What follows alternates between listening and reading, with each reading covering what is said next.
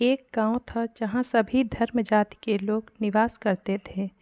उसी गांव में एक गरीब किसान अपने परिवार के साथ रहता था। यह दर्दनाक घटना उसी किसान परिवार की है जिसमें परिवार का मुखिया, उसकी पत्नी और 2 बच्चे थे। घर का मुखिया एक लंबे अरसे से बीमार था। जो जमा पूंजी थी वह डॉक्टरों की फीस व दवाखानों में ख़त्म हो चुकी थी, लेकिन वह अभी भी चारपाई से लगा हुआ था और एक दिन इसी हालत में अपने बच्चों को अनाथ कर इस दुनिया से चला गया।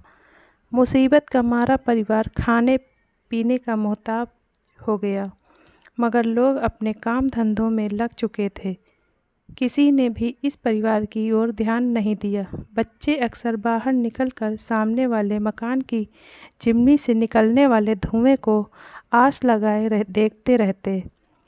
नादान बच्चे समझ रहे थे कि उनके लिए खाना तैयार हो रहा है, पर माँ तो माँ होती है। उसने घर में रोटी के कुछ सूखे टुकड़े ढूंढ निकाले।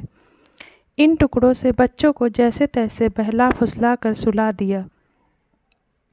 अगले दिन फिर भूख सामने खड़ी थी। घर में था ही क्या जिसे बेचा जाता। फिर भी काफ़ी देर खोज के बाद 4 चीज़ें निकल आई जिन्हें बेचकर शायद 2 समय के भोजन की व्यवस्था हो गई। बाद में वह पैसा भी खत्म हो गया।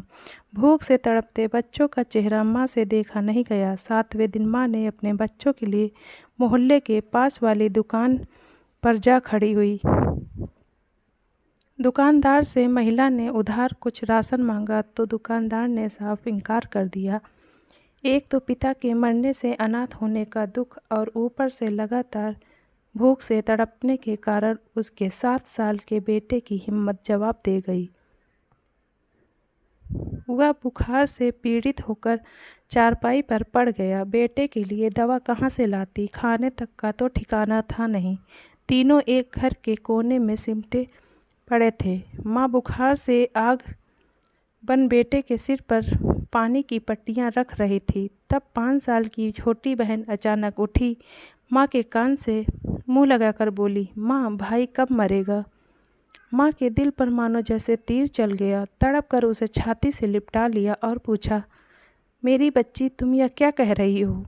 बच्ची मासूमियत से बोली, हाँ माँ, भाई मरेगा तो लोग खाना देने आएंगे ना। माँ यह सुन तड़प उठी। इसलिए अपनी दौलत को धर्म के नाम पर चढ़ावा चढ़ाने की बजाय किसी असहाय भूखे को खाना खिलाकर पुण्य प्राप्त करें। इससे सारे जहां के मालिक भी खुश होंगे और आपके मन को भी सुकून मिलेगा। धन्यवाद। आपको ये कहानी कैसी लगी कमेंट में बताएं। लाइक करें, सब्सक्राइब करें। Thank you.